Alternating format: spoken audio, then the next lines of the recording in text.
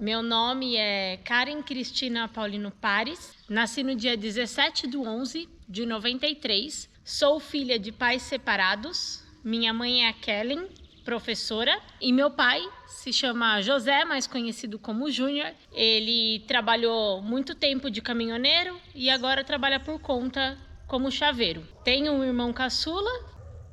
Acho que é isso, né, Di? Acho que sim. Sou nascida em Sorocaba, no estado de São Paulo, e atualmente moro em Araçoiaba da Serra, estado de São Paulo. Bom, meu nome é Elvis Pares e eu nasci no dia 27 de abril de 1989. Meu pai se chamava Marco Antônio e infelizmente ele faleceu na Covid. Minha mãe se chama Nair Aparecida. Meu pai trabalhou muitos anos como vigilante. Quando ele faleceu, ele já era aposentado. Atualmente minha mãe também se encontra aposentada, mas trabalhou também muitos anos como secretária de consultório médico. Eu tenho 2 irmãos, os 2 casados também, mais velho que eu sou filho caçula. Tenho também sobrinhos, por parte de irmão, por parte de irmã, 2 de cada, 2 meninas na minha irmã e 2 meninos no meu irmão. O meu primeiro emprego foi com 13 anos. Eu enchi demais o saco do meu pai. Na época ele tinha um cyber que eu queria muito trabalhar, então eu comecei a trabalhar lá com ele aos 13 anos. Eu fazia a parte de atendimento e sou muito grata por ter começado a trabalhar bem cedo. Eu acho que isso desenvolveu em mim uma capacidade bem grande desse negócio de não ter medo do trabalho. Trabalhar desde os 13 anos me fez muito bem. Bom, meu primeiro emprego foi numa multinacional. Eu entrei lá com 15 anos, também cursava Senai. Eu sou formado em mecânica de produção industrial, né? E eu trabalhei lá por 8 anos. Fui dispensado em 2012, né? Bem no ano que estava marcado o meu casamento com a Karen. Bom, eu conheci a Karen pela internet, naqueles bate-papo da UOL, né?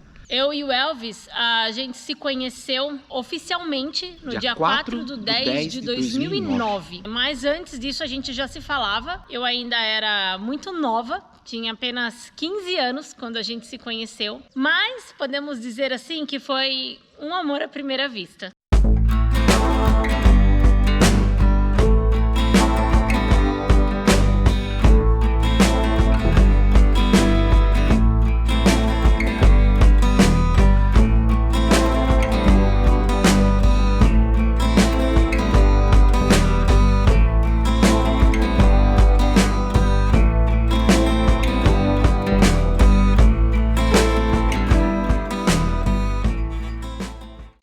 A gente namorou por um bom tempo.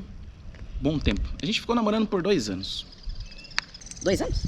2009, 2010, 2011, 2012. A gente namorou por 3 anos. Na verdade, namorar mesmo, a gente namorou 2. Depois a gente noivou e ficou 1 ano noivo até marcar a data de casamento.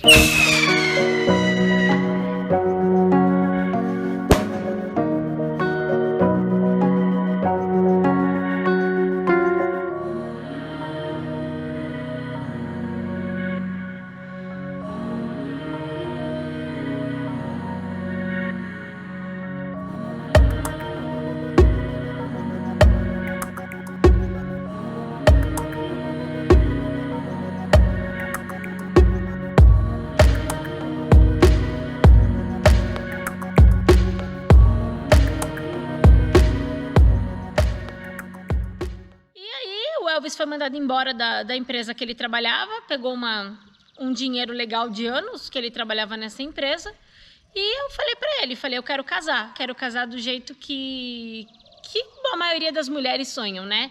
Na igreja, de véu, grinalda. Bom, marcamos aí então a nossa data de casamento, né? Que foi dia 17/11/2012, que inclusive também é a data de aniversário da Karen. Já une o útil ao agradável, né?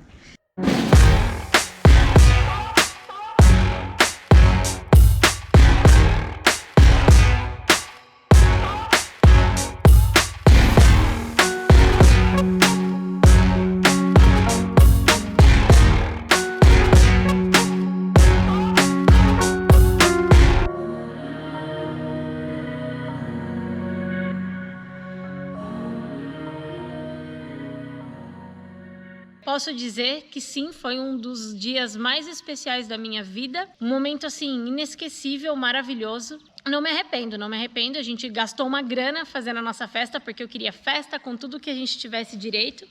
Mas eu acho que vai ser um momento que ficou eternizado na nossa memória. A gente não tem filho ainda, na verdade, há algum tempo atrás, alguns meses atrás, a gente não pensava em ter, mas eu e Elvis, a gente é uma pessoa assim que direto a gente está amadurecendo e adquirindo novos conhecimentos, então muita coisa, nossa, até mesmo aqui na história do nosso canal, se vocês observarem, a gente já mudou de opinião várias vezes e eu não tenho problema nenhum com isso. E hoje, sim, a gente pretende ter filhos. Acredito que vai ser num momento breve, se Deus quiser, a gente vai conseguir realizar o nosso sonho. O nosso primeiro empreendimento junto foi um cyber, uma lan house, que foi essa onde eu tive o meu primeiro emprego, que era uma lan house do meu pai. Assim que eu conheci o Elvis, acho que a gente tinha meses de namoro, o meu pai já estava cansado e decidindo vender essa lan house. Na época, ele já tinha ela há muitos anos, ela já estava assim, vamos dizer, meio... totalmente falida, né? Ele queria vender a lan house. Foi aí que eu falei, porra, oportunidade que eu tenho na vida de ter um negócio. A Karen já trabalhava com o pai dela, então a Karen manjava de tudo lá. E eu falei pra ela, viu, você acha que tem potencial, não sei o quê, né? Ela falou assim, eu acho que tem, a gente tem que dar uma reformada, né? Dar uma restaurada em algumas coisas, comprar alguns computadores novos, dar uma restaurada em tudo, enfim. Foi a primeira sacada de empreender, porque na verdade isso nunca foi o meu sonho. Eu nunca tive o sonho de ter um negócio, o sonho de empreender. Já tinha, depois do cyber, eu já tinha trabalhado em outros comércios, sempre como vendedora, recepcionista, balconista. E era isso, não tinha vontade nenhuma, mas esse sonho de empreender era muito grande no Elvis. Por mais que ele trabalhasse por muitos anos numa multinacional, era uma vontade dele. A gente era novo ainda, e eu falei assim, vamos, né? Fiquei com muito medo, lógico. Só que nisso a gente ainda era noivo, né? Olha que interessante, a gente comprou o negócio junto, e a gente era só noivo, só tava namorando, né? E a gente comprou esse cyber do meu pai parcelado. Eu lembro que na época eram parcelas de R$1.000, eu não consigo lembrar agora o total, que foi que ele vendeu pra gente, e a gente pagava para ele R$1.000 por mês. Conseguimos reformar todo esse cyber, revivemos ele.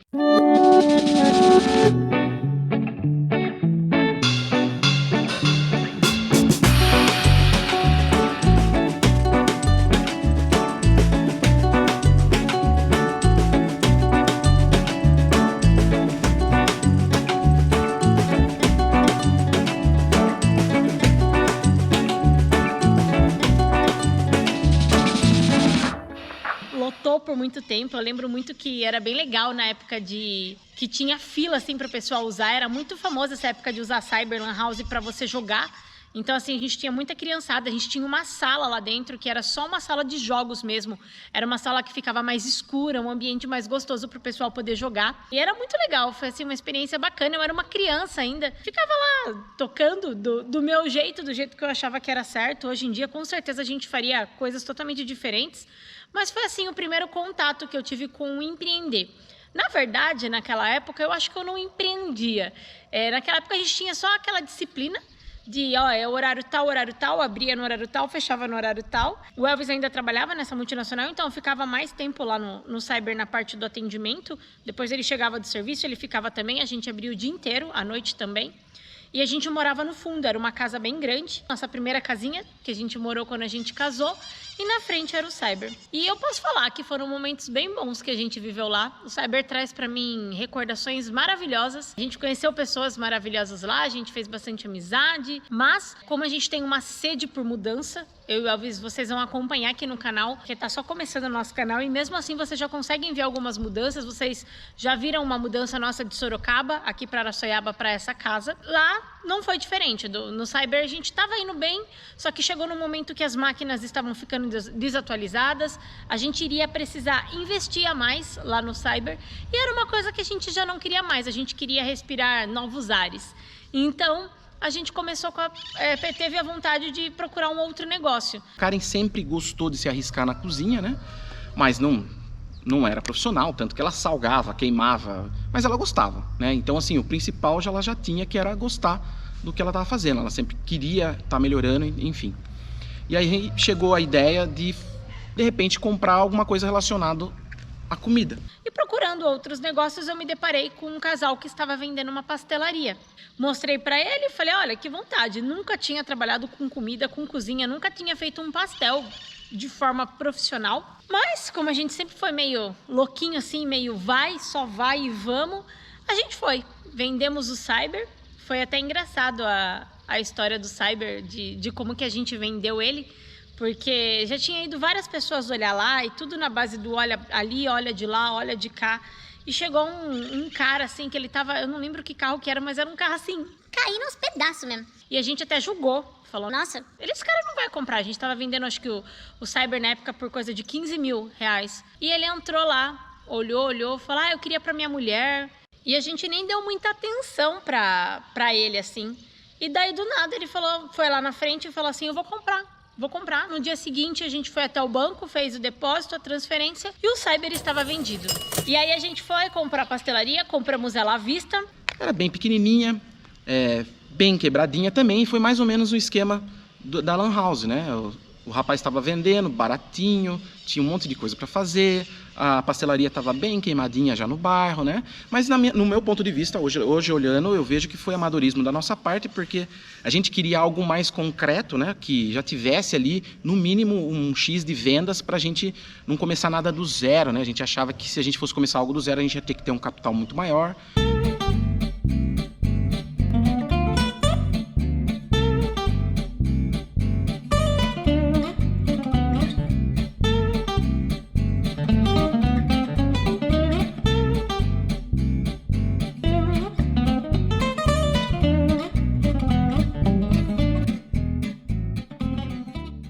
Hoje, se eu pudesse voltar no tempo, eu jamais, com a experiência que a gente tem, eu jamais teria comprado aquela pastelaria. A pastelaria foi mais um aprendizado, mais uma escola onde a gente errou demais. errou muito. A gente trabalhou na exaustão, porque a gente ganhava um pouco mais e elevava o nosso estilo de vida. Ganhava um pouquinho mais e elevava um pouco mais. E cada vez a gente foi virando mais refém daquele nosso negócio.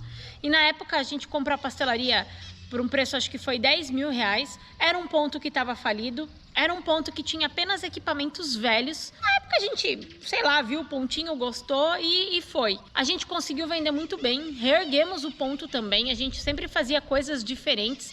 Tinha sabores de pastel diferentes, a gente vendia torre de chopp, vendia porção, sempre tinha uma musiquinha legal lá tocando. Então, assim, a gente conseguiu fidelizar vários clientes lá. Mas era um ambiente muito ruim, era um bairro na zona norte de Sorocaba e era um ponto assim meio perigoso que a gente alugou. Eu ficava muito tempo sozinha lá porque o Elvis saía fazer entrega de pastel. Eu era muito nova também, que hoje se a gente para pensar e fala Que loucura. se você não for chamado de louco, em algum momento é porque alguma coisa tá errada. E hoje eu olho para aquilo e falo, a gente foi bem louco de fazer o que a gente fez. A gente se mudou para um bairro totalmente diferente da nossa família. A gente alugou uma casa, então a gente tinha 2 aluguéis, um ponto comercial, com 2 internets, 2 águas, 2 luzes. Não sabia nem se iria dar certo isso. Então, assim, hoje eu vejo isso como algo, nossa, Vocês foram bem corajosos mesmo, mas a gente foi. foi com a cara e com a coragem, não tinha fluxo de caixa, não tinha dinheiro guardado, investimos praticamente tudo lá. Mas eu vou dizer pra vocês que acho que foi uma das fases mais difíceis da minha vida. A gente era muito jovem, muito na fase ainda de balada, e a pastelaria prendeu a gente de uma forma, porque a gente trabalhava final de semana, trabalhava à noite, sábado, domingo, a gente se afastou de todo mundo da nossa família, a gente não ia mais em festa, em casamento, de ninguém, porque a gente sempre estava trabalhando. Então a pastelaria ela tirou um pouco a nossa liberdade. Ali a gente conseguiu perceber assim, a gente fazia tudo ao contrário de todo mundo, né?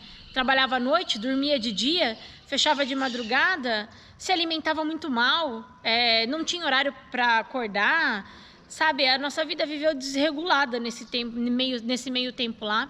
A gente teve muito problema na casa que a gente morou também. Sei lá, acho que foi uma das fases mais tristes da minha vida mesmo, que a gente passou lá. Mesmo a pastelaria dando bem, como dava, assim. Aí teve um dia que, cansada já de tudo isso, a gente se afundou cada vez mais lá na pastelaria, porque cada vez mais a gente gastava mais, cada vez mais a gente precisava trabalhar mais. E aí teve um dia que eu estourei. Eu estourei e falei pra você, Eu não quero mais, não aguento mais. Aí a bichinha, ó, sumiu, não aguentou. Nosso casamento já estava nos avessos também, a gente só brigava, não deu certo. e a gente desistiu da pastelaria. No fim, eu acabei vendendo tudo picadinho. Graças a Deus, a gente não saiu com prejuízo, mas também, prejuízo que eu digo assim, devendo, né? Mas eu perdi tudo que a gente tinha construído nesses anos, né? Que era o dinheiro da Lan House, o dinheiro da minha rescisão lá, da empresa. Ficou tudo no 0 a 0. Na verdade, eu não sei nem como que o Elvis conseguiu ter um controle emocional naquela época, porque do nada ele se viu ali sem saber o que fazer, porque eu falei que eu não queria mais. No mesmo momento que eu falei que eu não queria mais, na mesma semana eu arranjei um emprego de copeira num hospital regional. Eu entregava marmita assim nos corredores do hospital, né, para pacientes. Nesse mesmo tempo eu arranjei e o Elvis ficou assim, sem meio o que fazer. E aí eu acabei ficando procurando emprego de novo naquela doideira, porque também não achava. Enfim, acabei arrumando uns empreguinhos bem por fora aí, ganhando super pouco, então eu estava bem infeliz, né? Eu lembro que nessa época a gente perdeu totalmente a capacidade de pensar que a gente conseguiria algo maior na vida. A gente perdeu o carro, a gente ficou apenas com a moto, que foi o que sobrou da época da pastelaria. Voltamos assim, sem nada de grana mesmo. A gente nem lembrava mais assim da nossa capacidade de empreender. Pra gente ter um carro um dia de novo era praticamente um sonho impossível. Vivíamos na pindaíba mesmo, assim, eu ganhando mirlão, ele ganhando R$1.000 também. Pagava um aluguel numa casinha que a gente morava da minha tia, né? Entregamos a casa lá também junto com a pastelaria e voltamos morar perto da nossa família. Então a gente morava numa casinha que eu pagava aluguel para minha tia, era um aluguel bem baratinho, mas a nossa vida era isso, pagar aluguel, comprar o que comer, isso quando tinha. Geralmente a gente vivia bastante tempo de miojo, porque era no momento o mais barato do que tinha. Levava a marmita para o trabalho e era tudo contadinho, tudo regradinho. Tinha que viver contando moeda de cofrinho para comprar nossa cervejinha final de semana. A Bavária era nosso luxo naquela época.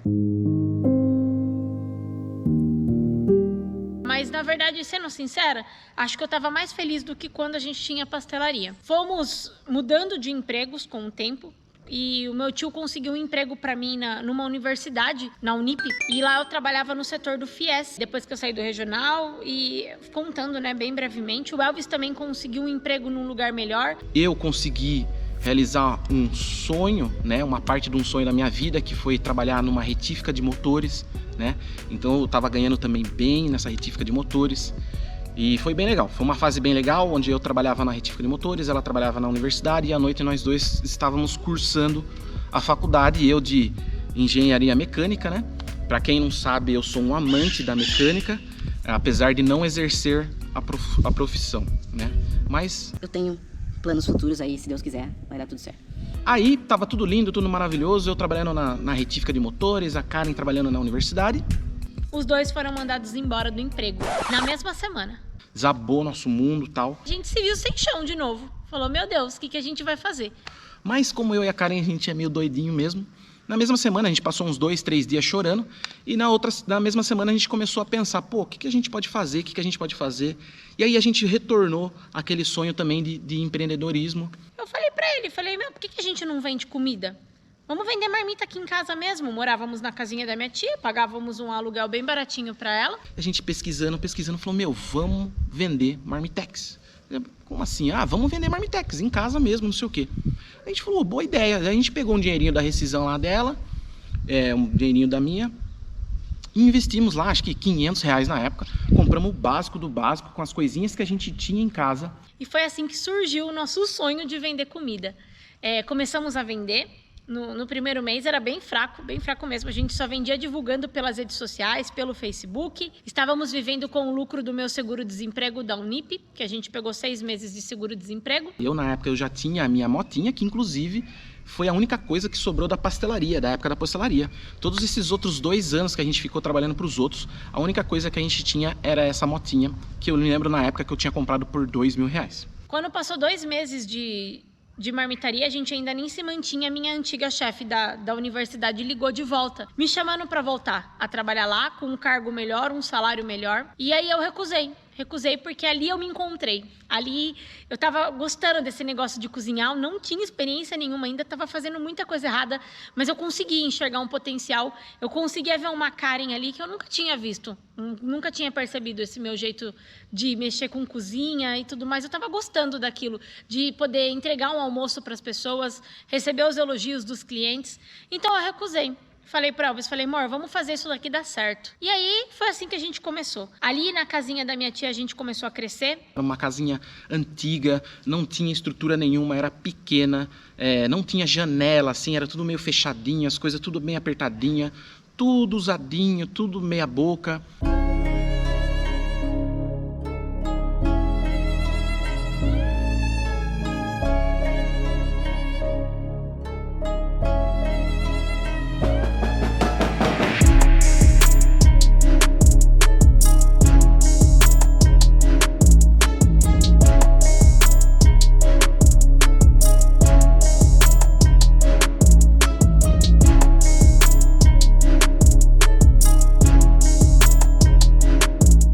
Mas foi virando, e daquilo a gente conseguiu comprar um carrinho de novo, porque a gente tinha ficado sem carro, né, devido às coisas que aconteceram, a gente não conseguia bancar um carro. Depois de lá a gente teve a ideia, falou assim, a gente precisa de uma casa maior, porque a gente já tinha chamado um motoboy para ir lá para casa. Conseguimos ampliar o nosso negócio, fomos para uma casa maior, nessa casa maior a gente tinha uma pessoa que me ajudava na cozinha, chegamos a ter 4 motoboys ao mesmo tempo, fazendo as entregas, vendíamos em torno de 150 marmitas, nessa casa a cozinha era separada, e chegamos num momento onde a empresa cresce, mas o lucro não vem. A gente era todo bagunçado, não conseguia ver lucro de nada das marmitas. Só que a gente também ainda muito amador, não buscava muito conhecimento, sempre quebrando a cara. A gente nunca teve medo de arriscar e de fazer nada, mas a gente não pesquisava muito. A gente simplesmente ia e fazia do jeito que a gente achava que era, quebrava a cara, corrigia, quebrava a cara, corrigia.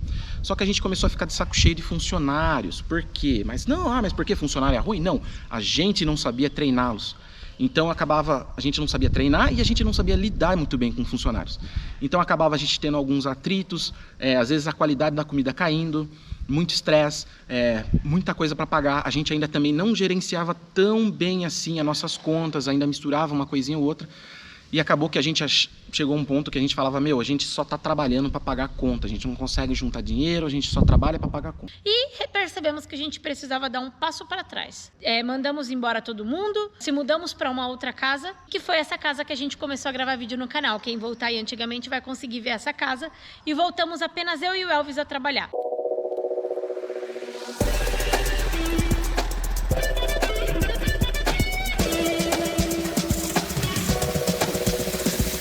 Aí, nesse caso, a gente já entrou no iFood, percebemos que a gente conseguia no iFood valorizar demais o nosso produto, percebemos no iFood que a gente teria uma liberdade de trabalho, no iFood a gente poderia trabalhar a hora que a gente quisesse e que tinha pedido. Aprendemos a montar uma loja bem montada, entendemos como que funcionava o comportamento dos nossos clientes e a gente decidiu focar mais na qualidade nesse caso. Então a gente vendia uma marmita por um preço maior, obviamente como era só eu e ele, o nosso lucro era maior também. A gente trabalhava o dia inteiro vendendo almoço e janta, só que só de segunda a sexta. Então era algo que a gente gostava, se sentia bem fazendo. E nessa época a gente estava pensando em abrir um restaurante, mas veio a pandemia. Então com a pandemia a gente decidiu dar uma estacionada, não, vamos parar, vamos ficar aqui. Graças a Deus com a pandemia não afetou a gente de forma nenhuma, muito pelo contrário. A pandemia ela só engrandeceu em questão do nosso trabalho, perdemos, né, parentes queridos, não é nem comparação quanto a isso. Mas o delivery na pandemia estourou, né, bombou, era o que era o foco ali naquele momento. E a gente conseguiu continuar trabalhando. Nesse meio tempo, pensando em como crescer, como fazer outra coisa, veio a ideia do canal. Por que a gente não ensina pessoas a venderem marmita? Muita gente perdendo emprego, muita gente em casa. E aí a gente criou o canal bem brevemente, né? Não deu certo no começo, depois que começou a crescer. E aí a gente começou a estudar, até que isso aqui virou uma empresa também. E já estamos com milhares de inscritos que eu jamais imaginava ter, jamais imaginava gravar vídeo. Eu e o Elvis éramos as pessoas que nem foto do Facebook a gente trocava. Durante anos era a mesma foto. É aquele negócio, se voltasse pra Karen atrás, anos atrás, pudesse falar pra ela que ela ia estar vivendo tudo isso, eu jamais imaginaria dar risada e falar, jamais. Eu, com uma câmera na mão, gravando vídeo? Não faço isso, não gosto de aparecer. Sou uma pessoa que zelo pela minha privacidade. Mas não, aqui tô eu. Aí, ó. A gente, é que nem o pessoal fala, né? O peixe morre pela boca, porque eu jamais falaria que eu faria isso um dia. Estamos aqui hoje, temos a nossa empresa na internet. Hoje já temos o nosso restaurante, que vocês acompanharam aí todo esse processo. Queria muito ter gravado a nossa vida desde o começo, mas jamais passava pela nossa cabeça ter um canal no YouTube. Tem muita gente que hoje pode falar assim, falar, mas você tem facilidade com a câmera? Não, nós não temos. Nós criamos, desenvolvemos isso. De tanto fazer vídeo, postar, e acredite, o seu primeiro vídeo vai sair uma...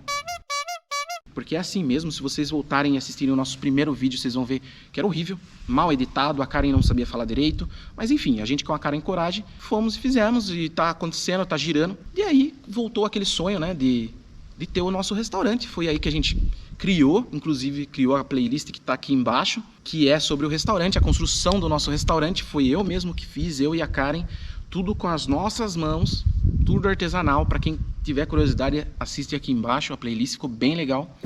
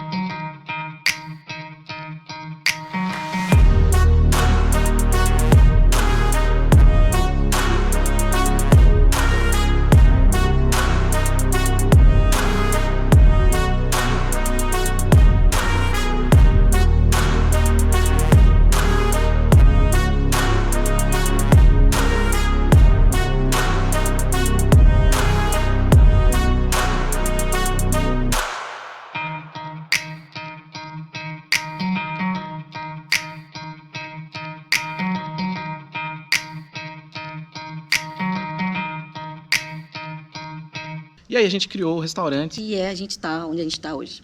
Trabalhar 24 horas com o Elvis não é fácil, ao mesmo tempo que é muito legal, porque tem muita coisa que a gente tem em comum, tem muita coisa que a gente tem divergência também, tem muita briga. O Elvis não é uma pessoa fácil e eu muito menos, eu sou uma pessoa muito explosiva. Isso é uma coisa que eu venho tentando controlar com bastante calma. Assim, eu sou grata de poder ter meu marido comigo, da gente poder ter uma visão igual, da gente seguir um caminho igual. A gente sabe que hoje em dia é muito difícil isso num casamento, geralmente as pessoas têm sonhos opostos e os nossos sonhos, eles estão seguindo para o mesmo lado. Sempre assim, às vezes eu sonho um pouquinho diferente, ele um pouquinho, mas a gente vai se alinhando. E é legal, acho que tem os nossos momentos de brigas, mas a gente sempre tenta separar o lado empresarial do lado pessoal. Bom, trabalhar com a minha companheira 24 horas por dia, como é? Confesso que não é fácil, tá? Realmente acaba, às vezes, confundindo um pouco as coisas, né? Às vezes, por a gente ficar muito tempo junto, né? Às vezes a gente tem alguns atritos, por mais que se fale que, tá lá no restaurante, é profissional, pessoal aqui em casa, não vamos trazer serviço de casa para cá, ou coisa do tipo, né? Ou não vamos levar uma briga pessoal para o trabalho, a hora que chegar no restaurante vai trabalhar lindo, maravilhoso. Em teoria, ok, mas na prática não acontece, né, gente? Então, infelizmente não é fácil, mas nada nessa vida é fácil, né, minha gente? Então, tem que ter muito amor, em primeiro lugar, tem que ter muito amor pelo seu companheiro, e vocês têm que ter um objetivo único. Nós traçamos as nossas metas e correram os dois juntos para esse objetivo. Acho que isso já facilita aí 50% do seu corre. Não adianta nada você estar lá pensando em uma coisa, sua companheira pensando em outra, vocês trabalhando junto, cada um pensando numa coisa que não dá certo. Então, vocês têm que pensar parecido, vocês têm que ter o mesmo objetivo em mente, tanto profissional como pessoal, né? Eu e a Karen, graças a Deus, a gente combina muito bem nisso. Então, muitos sonhos que ela tem, ideias que ela tem para o restaurante, muitas vezes são os mesmos que o meu. Muitas ideias que eu tenho para o restaurante é os mesmos dela. Ideias pessoais também normalmente são os mesmos. Então, a gente se casa muito bem. E isso também facilita, obviamente, né? Entendo que tem muitos casais que o cara é um jeito, a mulher é de outro, e se casaram, sei lá, por um momento e estão juntos há 20 anos, mas no fim não fazem nada junto. Então, e às vezes tentam trabalhar junto e só brigam e nada dá certo. E, gente, tem que ter companheirismo, tem que ter troca, sabe? Não adianta esse negócio de é assim e ponto final. Tem que conversar, tudo tem que ser conversado. As coisas não funcionam desse jeito. Mas, num resumão, não é fácil. Não é fácil mesmo, mas para quem tem esse diálogo, para quem consegue ter o mesmo objetivo como eu e a Karen, a gente acaba levando numa maneira até que saudável, vamos dizer assim, né? Então, existem os momentos tristes, né? Tem horas que a gente discute, mas 90% a gente está feliz e correndo atrás do nosso sonho, beleza? Cá, pega a outra bateria pra mim. Eu acho que o maior defeito do Elvis, eu acho às vezes ele assim um pouco grosso de ser. Eu acho às vezes ele é um pouco grosso comigo, um pouco grosso com as pessoas, é o jeitão dele assim. E é uma coisa que ele tem tentado mudar bastante também. É aquele negócio assim, às vezes você tem até medo de falar com ele, da reação assim do que ele vai ter, do jeito que ele vai falar, e ele rasga assim muito fácil nesse sentido de ser grosso. Mas acredito que esse deva ser o maior defeito dele. O maior defeito da Karen? Eu acho que ela é um pouco mandona demais. Acho que pra mim esse é o maior defeito dela, né? E a maior qualidade dele, ele é um companheiro, assim, uma pessoa de coração maravilhoso.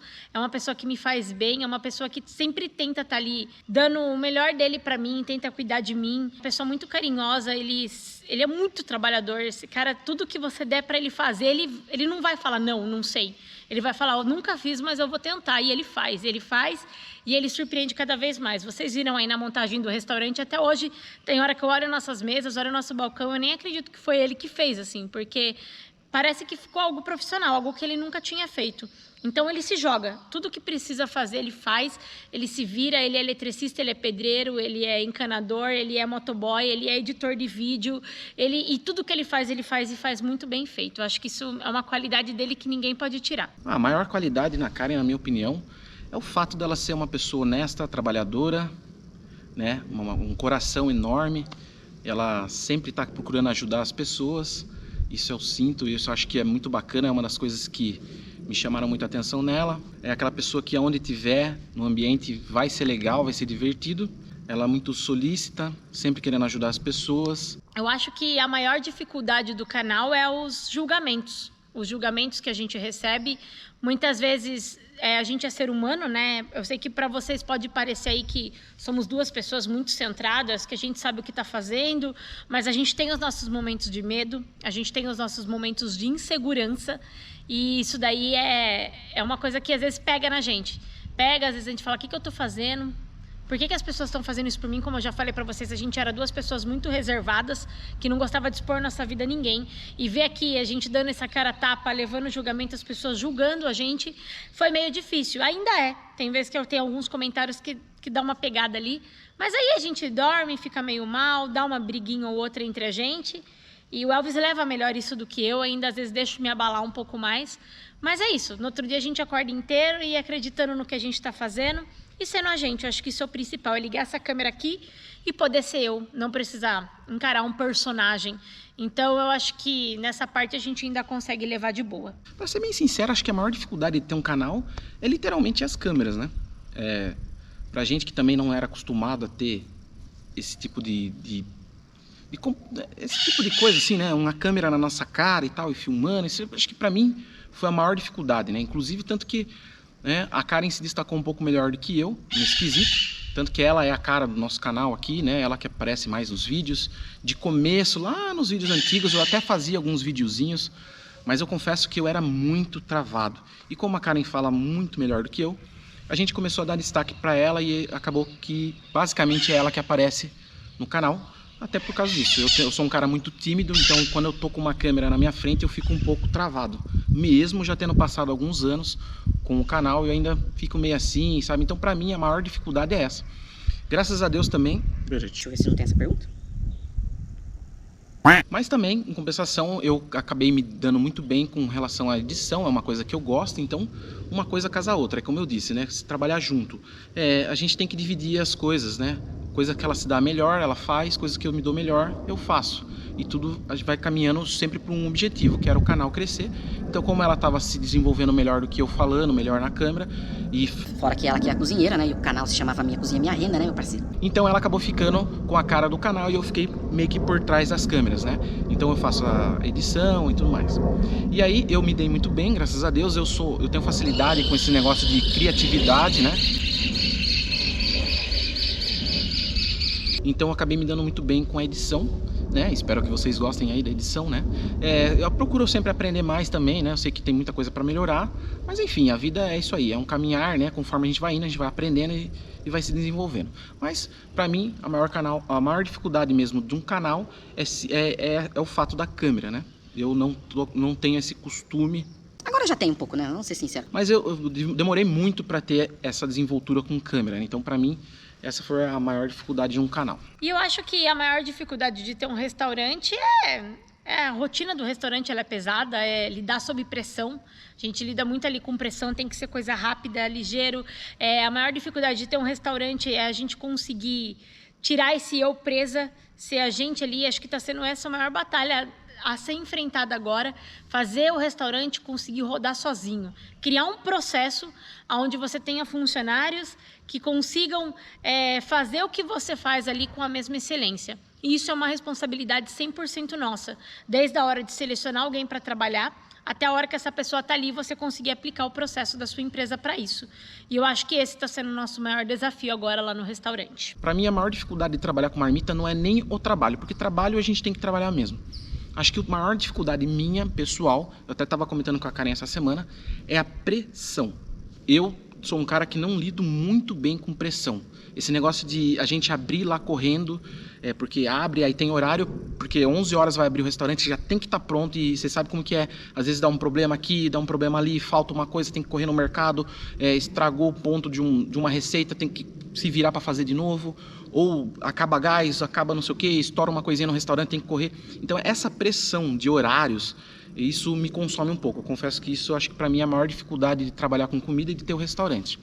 Que é esse negócio de tudo tem horário, tudo é muito rápido, tudo muito, corre, essa correria, essa loucura. Então para mim essa é a maior dificuldade do restaurante. Já na época de Marmitex também era assim, mas como a gente trabalhava em casa e era o iFood, e se tivesse algum problema desse tipo, era só a gente ir lá e pausar. Agora com o restaurante eu não consigo pausar um cliente que está sentado comendo na minha mesa porque aconteceu um problema lá na cozinha ou coisa do tipo. Então para mim essa é a maior dificuldade de se ter um restaurante. Essa pressão de estar lá, e antes de fazer, na hora que você vai fazer o preparo da comida, você já tem a pressão de fazer aquilo até um determinado horário, porque o restaurante vai abrir, tem pessoas que já vão ir lá, e depois disso você ainda tem a pressão de estar com o cliente ali, o cliente fazer o pedido, a entrega tem que ser rápida, tem que sair comida gostosa, não pode sair comida queimada, enfim. Então, acho que a maior dificuldade de se ter um restaurante é essa pressão. Fora que também, aí em segundo lugar, é cansativo sim, tá muito trabalho, é um trabalho árduo, mas é um trabalho prazeroso que também, se bem feito, vai te dar um retorno financeiro. Como eu me imagino daqui a 10 anos, eu acredito que eu vou ser mãe, espero que eu seja mãe já. A gente jamais vai deixar isso na zona de conforto, eu não sei se daqui a 10 anos eu vou estar com o restaurante ainda. A gente não cria uma empresa para ela ser sempre nossa, isso eu já tenho essa mentalidade agora. Mesmo a gente fazendo, né, já vendemos a pastelaria, já vendemos o cyber, e uma empresa mesmo que ela esteja bem, ela tem que ser criada para o mundo, como se fosse um filho. E não sei se a gente ainda vai estar com um restaurante, se a gente vai estar com vários restaurantes, mas eu imagino a gente ainda empreendendo, eu imagino a gente ainda com um canal grande, imagino a gente ainda conseguindo ajudar sempre milhares de pessoas aí a começar a sair da sua zona de conforto.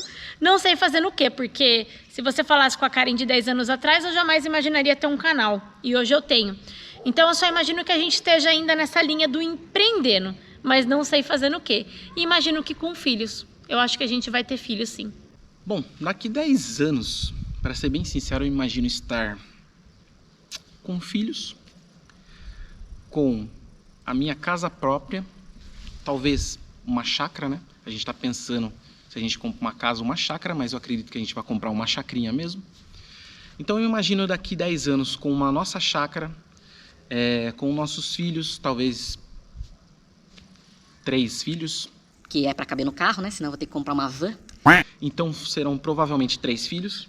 A nossa casa, a nossa chácara. Imagino que o canal esteja com mais de 1 milhão de inscritos, né? Se Deus quiser. Me imagino também com o meu canal, que eu pretendo ter um projeto na frente aí de fazer um canal para mim. Espero também estar com um canal muito bem avançado já daqui 10 anos. Imagino estar muito bem financeiramente também, eu e a Karen. Imagino que esse canal aqui possa ter, daqui 10 anos, formado uma legião de seguidores aí, de inscritos que deram um passo à frente na sua vida, que conseguiram mudar de vida também, tendo a gente como exemplo, tendo a gente como energia, sabe? Tem muita gente que às vezes, por mais que a gente não passe um conteúdo tão técnico, mas só o conteúdo motivacional faz com que ela saia do seu lugar e de estática, né? E comece a desenvolver uma atividade onde pode mudar a vida dela. Então eu acho que isso é muito bacana, eu espero que a gente tenha mudado a vida de muita gente daqui até lá. E é assim que eu me imagino no futuro, né? Com se Deus quiser, com muita saúde e com filhos, com a nossa casa própria, com 2 canais e sabe-se Deus lá o que mais aí, e com a legião de seguidores aí que tiveram a sua vida mudada, com o incentivo aí do nosso trabalho aqui no YouTube, que é sempre incentivar vocês, tirar vocês da zona de conforto, tirar vocês desse ponto estático de não ter um emprego ou de estar paralisado e não saber o que vai fazer na vida, de conseguir realmente dar um futuro aí para sua família, ou até para você que não sabe o que fazer porque também perdeu o emprego como a gente, e você teve esse gatilho e falou, meu, agora eu vou mudar de vida porque eu vi o canal da Karen lá, o Elvis também, eles estão vendendo e tá funcionando, eu fiquei motivada e vou fazer as coisas acontecerem. Eu espero que muita gente consiga fazer isso. E é isso, eu acho que acredito que eu imagino. Bom, eu já vou revelar um pouquinho do meu sonho. Eu tenho sonho, como eu falo pra vocês, eu amo mecânica, então o meu sonho é ter um canal relacionado a isso, relacionado a carros. Não tem nada a ver com cozinha, né? A Karen ama cozinha, eu amo empreender, mas de paixão mesmo eu amo mecânica. Então o meu sonho é ter um canal no futuro relacionado a isso, né? A minha ideia é comprar uns Cacareco velho aí no leilão, ou uns carros velhos jogados por aí. Reformar ele inteiro, vender, gravar tudo para um canal e assim eu ter uma garagem na minha chácara lá, lotada de cacareco velho, que é o que eu amo fazer, não me julguem. Eu aposto que alguns dos maridos aí de vocês podem até deixar aqui no comentário, também deve ter um pouco esse sonho com carros aí, que é comprar uns carros velhos, reformar você mesmo, pôr para vender, os que você gostar você fica com você mesmo para dar um rolezinho no final de semana. Esse é o meu sonho. Mas enfim, é assim que eu me imagino daqui 10 anos, né? Mas é isso, essa é a nossa história. Do jeito mais simples que eu pude contar pra vocês aqui, do jeito que eu mais simples que eu lembrei. Provavelmente é um vídeo que vai ficar meio grande aí, mas eu acho que é um vídeo registrado até pra gente poder sentar daqui uns anos, olhar e falar, caramba, como você mudou. E é assim que eu espero, porque eu acho que a gente precisa mudar, a gente precisa evoluir o tempo todo. Eu não ligo de estar mudando minhas opiniões aqui, e vai ser legal um dia poder mostrar esse vídeo pros meus filhos, e é muito bom estar podendo compartilhar nossa história aqui com vocês também. Essa sou eu, a Karen. Mas é isso, meu povo. Espero que vocês tenham gostado desse vídeo, né? Esse vídeo foi mais para ter uma aproximação, né? Que vocês tenham uma aproximação com a gente, conheçam um pouco a nossa história. Não esquece de deixar aquele like, não esquece de se inscrever no canal, que é muito importante pra gente. Quanto mais pessoas se inscrevem no canal, quanto mais pessoas deixam like, o YouTube entende que esse conteúdo é relevante. E a gente entende que todos os vídeos que a gente passa aqui, eles são conteúdos relevantes, que é para fazer você mudar a sua vida, para fazer pessoas que às vezes não sabem, estão completamente perdidas, não sabem como vão pagar o aluguel, saírem desse ponto estático e ter uma luz na vida delas e conseguirem mudar de vida. Então vocês estão ajudando a gente, estão ajudando mais pessoas ainda quando você se inscreve, quando você deixa o seu like e quando você deixa o seu comentário. O YouTube entende que é relevante e vai entregar para mais pessoas, consequentemente vocês nos ajudam, vocês se ajudam e ajudam outras pessoas que estão em volta da gente. Que esse é o objetivo final desse canal, é sempre ajudar pessoas. tá bom? E para você que chegou até esse final desse vídeo, deixa aqui no comentário uma mensagem aleatória que você queira deixar, qualquer mensagem que esteja aí no seu coração, seja de incentivo pra gente, ou seja de incentivo para outras pessoas. Se a gente já fez a diferença na sua vida, comenta aqui embaixo também, deixa o seu depoimento, que é para as pessoas conseguirem entender o objetivo desse canal aqui. E é isso, meu povo, espero que vocês tenham gostado. Até o próximo vídeo e fui!